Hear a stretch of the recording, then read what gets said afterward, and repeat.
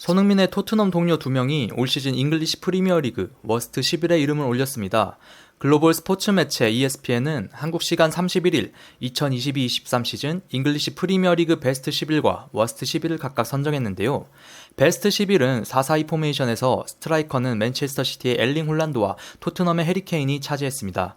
리그 36골을 넣으며 득점왕에 오른 홀란드는 EPL 사무국이 선정한 올해의 선수 영플레이어 상을 받으며 올 시즌 EPL 최고의 선수로 우뚝 섰죠.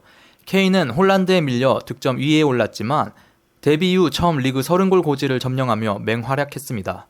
ESPN은 케인은 토트넘의 부진 속에 유일하게 빛났다. 홀란드가 역대급 시즌이 아니었다면 골든부츠를 받았을 것이라고 칭찬을 하기도 했습니다. 미드필더 자리는 아스날의 가브리엘 마르티넬리와 부카요 사카, 브라이튼의 알렉시스 맥앨리스터, 맨시티의 로드리가 차지했습니다.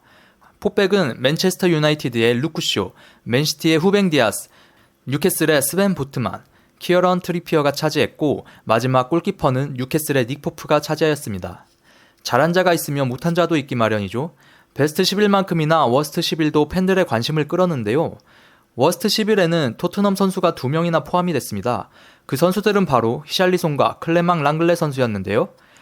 워스트 11 4-3-3 포메이션에서 공격진에는 히샬리송을 비롯해 첼시의 카이 하베르츠, 피에르 에메릭, 오바메양이 이름을 올렸습니다.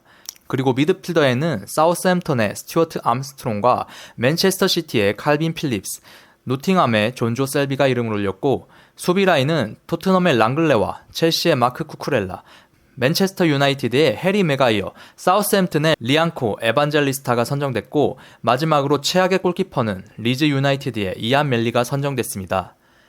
토트넘은 올 시즌 18승 6무 14패의 성적으로 승점 60점을 기록하며 최종 8위로 시즌을 마쳤습니다. 지난 여름 거의 전 포지션에 걸쳐 대대적인 선수 보강을 이뤘지만 기대에 훨씬 못 미치는 성적으로 팬들을 실망시켰는데요. 유럽 축구연맹 챔피언스 리그 진출은커녕 유로파 리그와 유로파 컨퍼런스 리그 티켓마저도 다른 팀에 내주며 14년 만에 유럽 대항전에 나가지 못하게 됐습니다. 이 같은 토트넘의 부진 이유를 팀의 에이스인 손흥민 선수에게 돌리는 팬들이 많았었는데요.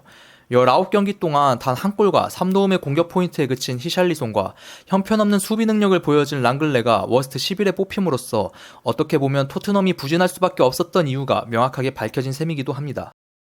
워스트 11에 뽑힌 히샬리송과 랑글레 모두 여름 이적 시장을 통해 데려온 선수지만 기대했던 것과는 다르게 별다른 활약을 보여주지 못했던 게 사실인데요. ESPN은 히샬리송에 대해 지난 시즌 에버튼에서 맹활약한 히샬리송은 올 시즌 토트넘으로 이적할 당시 큰 기대를 받았지만 실망스러웠다. 리그 한 골에 그친 것도 모자라 안토니오 콘테 전임 감독과 갈등을 일으켰다고 꼬집었습니다. 랑글레에 대해선 토트넘은 올 시즌 63실점을 기록했다. EPL 20개 팀 중 최다 실점 15위에 해당한다.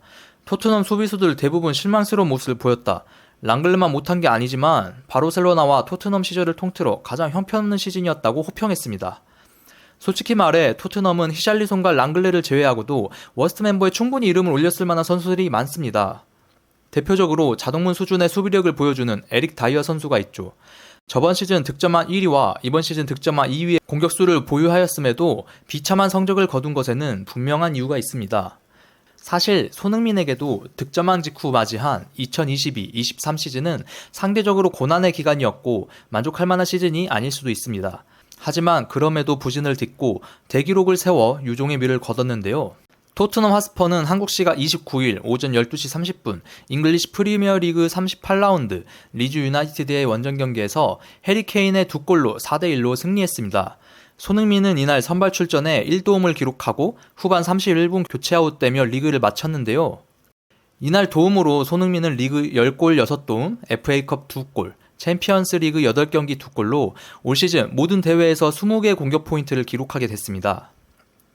이는 손흥민의 토트넘에서의 두 번째 시즌인 2016-17 시즌부터 이어온 시즌 20공격 포인트 기록을 7시즌 연속으로 연장한 엄청난 기록이죠.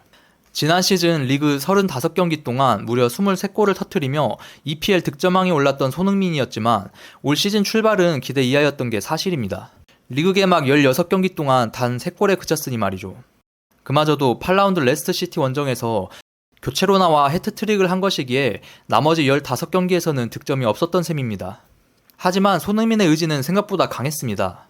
손흥민은 1월 5일 크리스탈 팰리스와의 리그 19라운드에서 득점을 올리더니 2월 20일 웨스트햄 유나이티드와의 24라운드에서 6경기 만에, 그리고 3월 12일 노팅엄 포레스트와의 27라운드에서 3경기 만에 골을 넣으며 득점 공백을 줄여나가기 시작했습니다. 그리고 결국 손흥민은 득점왕 시절의 폼을 되찾았죠.